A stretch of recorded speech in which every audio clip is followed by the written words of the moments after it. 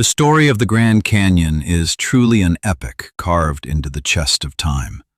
To call it just a canyon would be a mistake. It is a diary of Earth's history, with its pages written in stone. Long ago, where we now see this giant abyss, there were once calm seas and vast plains. Over hundreds of millions of years, layers of sediment settled there. Mud, sand, and the remains of marine life compressed to form solid rock.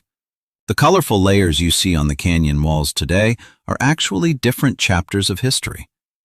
The true hero of this story is the Colorado River. About 5 to 6 million years ago, this river began its journey. At that time, a massive portion of the Earth's crust, the Colorado Plateau, began to rise slowly. To maintain its path, the river started cutting downward through the rising land. Imagine a sharp knife slicing through butter.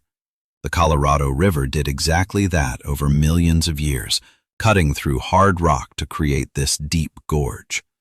Wind and rain acted as its assistants, helping to sculpt the canyon into the magnificent formations we see today.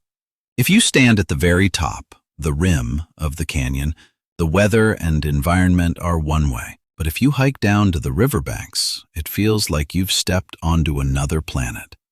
At the top, you'll find forests of pine and fir trees where the air is cool and crisp. At the bottom, it is a scorching, desert-like environment filled with cacti and the roar of the Colorado River. This vast chasm holds more than just rocks and water. It holds human history. Thousands of years ago, Native Americans lived here, making their homes in caves and farming the land.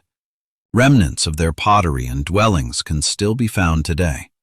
Later, in 1540, Spanish explorers became the first Europeans to witness it, though they were completely overwhelmed by its sheer size. Today, the Grand Canyon is one of the world's greatest natural wonders. It was officially designated as a national park in 1919.